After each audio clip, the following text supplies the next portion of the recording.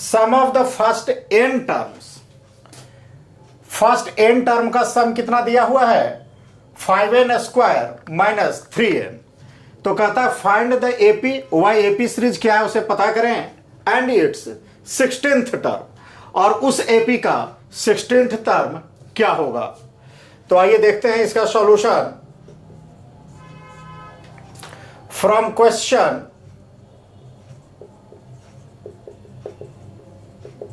Question से क्या दिया हुआ है, sum of the first n term, यानी एन इक्वल टू क्या है 5n स्क्वायर माइनस 3n, यह हमारा गिवन है। फाइंड द एपी, यह एपी सीरीज क्या है यह हमें पता करना है, एंड इट्स 16th टर्म, और 16वां टर्म यानी A16th का वैल्यू क्या है यह भी हमें पता करना है। तो आइए देखते हैं, जैसा कि हम लोग जानते हैं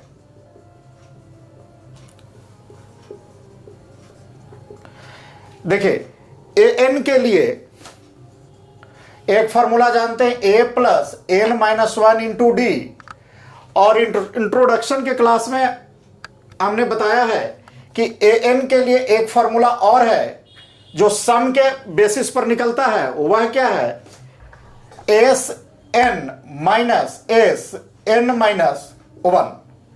देखिए इसे एक बार रिकॉल कराते हैं आपको 2 मिनट में। मान लीजिए हम एक सीरीज ले लेते हैं 5, 10, 15, 20, 25, 30, इस तरह का यह एक एपी सीरीज है। इसमें यदि पोजीशन काउंट करें तो यह पहला टर्म है, यह दूसरा टर्म है, यह तीसरा है, यह चौथा, यह पांचवा और यह छठा है। उसी तरह से अब यदि हमें से कोई पूछे कि चौथे टर्म का वैल्यू क्या है, A4 an यानी फोर्थ टर्म का वैल्यू हमें पूछा जा रहा है, an equal to A4 equal to what, और इसमें हमें दिया हुआ क्या हो, हमें A4 निकालना है और दिया हुआ है चौथे टर्म तक का सम दिया हुआ है, यानी S4 का वैल्यू दिया हुआ हो और इससे ठीक एक पहले तक का यानी S3। तो देखिए S3 का अगर हम वैल्यू निकालेंगे तो क्या आएगा 5 + 10 + 15, यानी कितना हुआ 15 15 30, और फोर्थ टर्म तक का यदि हम निकालेंगे तो 5 और 10 15 और 15 30 और 20 50। तो यहां यदि हम 50 में से 30 को माइनस कर दें तो क्या आ रहा है हमारा 20, और चौथे टर्म का वैल्यू देखिए यहां पर भी 20 है। तो इससे क्या निकल रहा है कि A फोर्थ टर्म जब निकालना था तो हमने क्या किया, चौथे टर्म तक का सम यानी S4 माइनस तीसरे टर्म तक का सम यानी S3। S4 में से S3 को जब हम माइनस कर दिए तो An या A4 फोर्थ टर्म का वैल्यू निकल जाता है। अब इसे यदि हम फार्मूला के फॉर्म में लिखें तो An यानी 4 के स्थान पर हम क्या लिख रहे हैं n लिख रहे हैं, तो S4, और इस S3 को हम क्या लिख सकते हैं 4 - 1 लिख सकते हैं, तो 3 है। अब यह क्या बना An equal to Sn minus Sn minus 1। कहने का अर्थ यह है कि जिस टर्म का भी वैल्यू निकालना हो, जैसे कि यहां चौथे टर्म का वैल्यू निकालना था, तो उसे ज्ञात करने के लिए क्या करते हैं, उस टर्म तक का सम में से उस टर्म से जस्ट पहले तक के टर्म तक का सम को जब हम माइनस कर लेते हैं तो वह टर्म का वैल्यू हमें ज्ञात हो जाता है। जैसे कि चौथे टर्म का वैल्यू निकालना था तो चौथे टर्म तक के सम में से तीसरे टर्म तक के सम को माइनस किया गया। उसी कंसेप्ट को यूज करते हुए हम इस फॉर्मूला को यहां इस्तेमाल करेंगे, an equal to S n minus S n से जस्ट एक पहले तक के टर्म के सम का वैल्यू। अब आइए इसे हम चलते हैं आगे। अब इसलिए इस्तेमाल करते हैं a n equal to S n minus S n minus 1। अब आइए देखिए एस एन का वैल्यू क्या दिया हुआ है हमें 5n square minus 3n minus, अब देखिए n के स्थान पर क्या रखना है हमें -1 रखना है। n के स्थान पर क्या रखना है हमें 1 रखना है। तो 1 रखना है तो क्या बन जाएगा हमारा 5n-1 का स्क्वायर, चूंकि n के स्थान पर रखेंगे n-1 तो क्या बनेगा 5, और n के स्थान पर यह जब हम रखेंगे तो n-1 का स्क्वायर -3, और n के स्थान पर क्या रखना है n-1।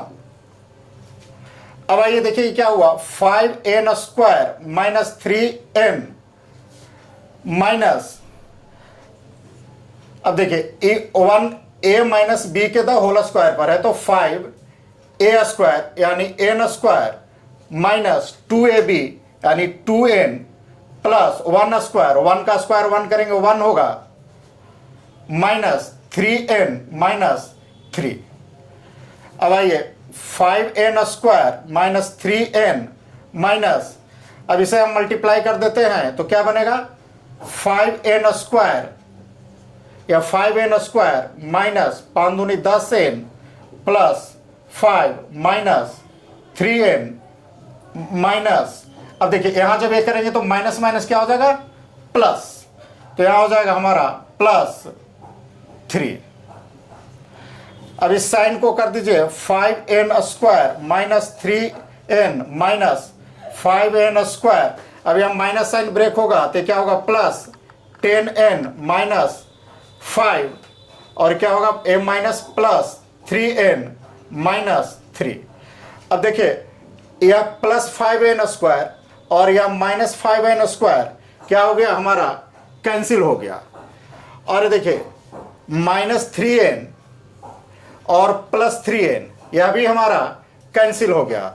तो हमारे पास क्या बच रहा है अब 10n और ये क्या बच गया -5 और -3 यानी -8, यानी 10n -8, यह क्या बन रहा है हमारा an, यानी जो nth टर्म होगा उसका वैल्यू क्या होगा हमारा 10n -8। इसे हम मान लेते हैं इक्वेशन नंबर 1।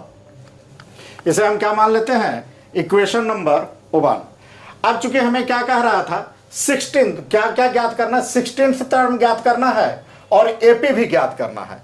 तो nth का वैल्यू जब इतना आ गया तो अब हम 16th टर्म का जब वैल्यू ज्ञात करेंगे तो इसलिए a16 इक्वल टू, अब क्या करेंगे 10n-8 में क्या करेंगे 10, चूंकि n के स्थान पर क्या है 16 है इसलिए 16 -8 यानी 160 -8 यानी 152, यानी एक आंसर जो हमारा आया 16th टर्म का जो वैल्यू होगा वह कितना होगा 152 होगा। अब आइए इसमें हमें एक और पूछा गया था कि एपी क्या होगा, यानी इसका जो होगा सीरीज क्या होगा। तो सीरीज ज्ञात करने के लिए हम मान लेते हैं कि n का एक बार वैल्यू 1 लेंगे, दूसरे बार 2, तीसरे बार 3, तो पहला टर्म दूसरा टर्म तीसरा टर्म का वैल्यू निकल जाएगा और उससे हम सीरीज ज्ञात कर सकते हैं। तो आइए इधर देखते हैं n equal to 1 2 3 4 and so on. अब यदि इफ n इक्वल टू 1, यदि n इक्वल टू 1 हो इसलिए फर्स्ट टर्म हमारा क्या होगा a1 इक्वल टू 10n -8 यानी 10 इंटू 1 -8 यानी 2। उसी तरह से यदि n का वैल्यू 2 हो, इफ n इक्वल टू 2, तब क्या होगा सेकंड टर्म के लिए क्या होगा 10 गुना 2 -8, यानी n के जगह पर 2 रखेंगे तो 10 दूनी 20 में से 8 चला जाएगा, कितना बचेगा 12। उसी तरह से इफ n इक्वल टू 3 तो हमारा क्या मिलेगा थर्ड टर्म यानी a3, यानी 10 गुना 3 यह 3 आएगा -8। यानी 10 तिया 30, अब 30 में से 8 चला गया 22, यानी जो हमारा इसलिए एपी सीरीज जो होगा वह क्या बनेगा हमारा, देखिए पहला टर्म क्या आया 2, दूसरा टर्म क्या आया 12, तीसरा टर्म क्या आया 22, और इसी तरह से यह टर्म हमारा चलता चला जाएगा। इस तरह से हमारा एपी सीरीज भी मिल गया, और उस टर्म में 16th सीरीज जो उस सीरीज का 16th टर्म होगा उसका वैल्यू ज्ञात करना था, वह भी ज्ञात हो गया, दैट इज 152।